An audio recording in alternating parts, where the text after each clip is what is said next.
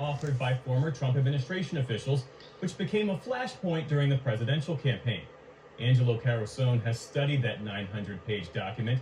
He's president of Media Matters, a progressive nonprofit focused on researching and analyzing news media, including disinformation and online ecosystems. I spoke with him days ago. Angelo Carusone, welcome to the NewsHour. Thanks for having me. You have emerged as an expert on Project 2025, this roadmap that then candidate Trump during the campaign repeatedly disavowed. Now, the architect of Project 2025 was just quoted as saying the way that Trump has implemented it has exceeded his wildest dreams. When you look at the way President Trump has expanded his executive authority, he's dismantled federal agencies, he's purged the federal workforce, how much is Project 2025 guiding this work? What Project 2025 provided was sort of the core story here, which was to who's the bad guy, and that was the deep state. And they basically said essentially most of the federal government, most of the federal workers were part of this deep state, a conspiracy to sort of prevent Donald Trump or anybody else from implementing major changes and then, and sort of a conservative agenda. And then the second thing it did was not only provide who the bad guy was, but then who's the good guy. And in this case, the good guy is not just Donald Trump, it's a unitary executive. So that is it. Obviously, there's a lot of policy that Project 2025 has sort of provided the framework for, but essentially it was a story. And it was sort of who's the bad guy and who's the good guy. And to that extent, that story is playing out exactly according to plan. The only major difference is the timeline. It's just moving along a lot faster. We're basically in sort of like the 5th or 6th month of Project 2025, according to the book, even though we're only in the 2nd month of the administration. So where does this head next then? Well, one is that we're barely through the layoffs and the terminations. We've only gotten rid of about 70 or so thousand federal workers. Project 2025 calls for somewhere around 300,000 to about 1 million federal workers to be removed. So where does it go? More layoffs, more terminations.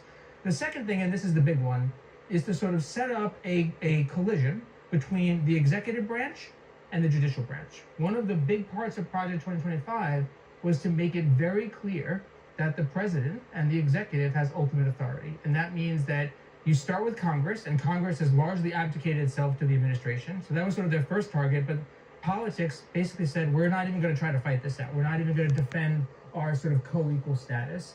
So now where it goes next is sort of a showdown with the courts. If the strategy is all laid out, and President Trump, you can argue about what he's done. You can't argue that he hasn't been entirely transparent about it. Yeah. How should those opposed to what he's doing, how should they fight back? I think the thing that's really important here is that we are not fighting a standard political battle. Project 2025 is really unpopular. Nobody actually really likes the policies there except a very small extreme few. But they don't see how those policies are actually affecting them. There has to be a bigger story here, and that starts with connecting the dots to the administration's actions and the harms that people are experiencing. That's a political issue, but that's as much of a media issue as well. And then broadly, not this. Consensus around not this. And if we are not able to win the hearts and minds, Project 2025, whatever it becomes called, will be the new norm. And the right and Trump-friendly voices have an advantage here because the other part of your work is looking at their saturation in the media ecosystem. Mm-hmm. Tell me about that. I think the biggest challenge right now that we're grappling with, and there are lots, but they all sort of play out in one arena, and that is an information landscape. And the real battle, from my perspective, is in the information war. And the right just has an enormous advantage there. They've had some advantages along the way. There's always been a little bit of an imbalance. Talk radio and Fox News in the 90s and early 2000s, they had dominance. They had a lot of listeners. But there were other things that counterbalanced them. So they weren't dominant in the entire information landscape. They just spoke to a very consolidated few. That's just not the case anymore. So we just did this really big study that looked on online voices and sort of the largest programs, sort of political and and sort of political adjacent, left adjacent, right adjacent.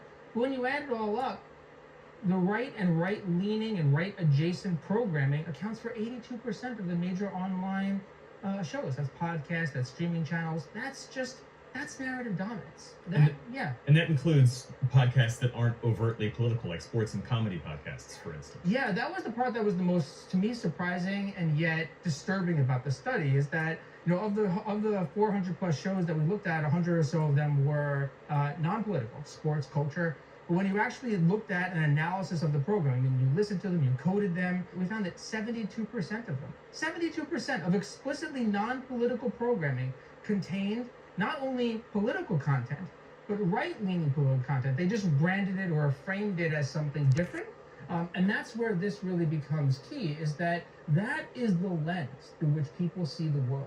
And so when all of that programming is sort of tilting the scales in favor of the right, the story that the majority of Americans are getting day to day is right-leaning. And I see no better illustration of that gap than if you look at, in particular, what's happening with young people. Young people are accelerating and moving to the right faster than any other demographic.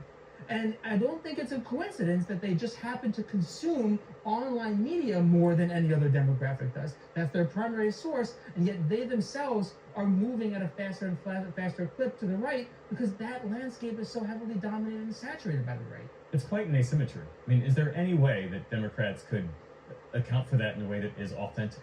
That is the key issue here, right? Is that they're playing with a very old playbook. That when they think that the issue here is about messaging and message discipline. Say, well, if we all just go out there and say the same thing at the same time, that will get our message out. That model worked 20 years ago. That doesn't work now. In fact, it feeds into the opposite. They are feeding into the story that's being told about them, which is that they're puppets, that they're inauthentic, that they don't have anything original to say. So what does that mean in practice? Stop worrying about paid media. Ads are not going to be the solution here. Investing in storytellers, the people online that do this work day to day, they're artists in a way, they're storytellers, they're creators. They just need the resources to continue to do what they're doing. That will help balance out the scales. The second is to stop being so afraid. The right has an advantage. That asymmetry doesn't just give them the ability to project a story, it also gives their leaders comfort and confidence. If I know that I could go out there and faceplant and I have a massive ecosystem that is going to be like sandpaper to smooth out all the edges and not only make that faceplant look like the greatest acrobatic feat ever, but somehow turn it into a reward system for me, I have a lot more comfort. I have a lot more confidence. And that speaks to the broader implications about what it means for our democracy. That's right. And so unless there's a real concerted effort around that asymmetry, the problem is not only going to not get better, it's only going to get worse, because let's keep in mind that when we talk about all the tech oligarchs and the tech giants rolling back their policies, cozying up to Trump, it's not just that the leaders are doing that. It actually affects the rules of their algorithms, what their systems are doing. That imbalance is only going to speed up because the very systems that support them are actually privileging right-wing lies and right-wing misinformation. Angelo Carusone, president of Media Matters. Thanks for being here. Thanks for having me.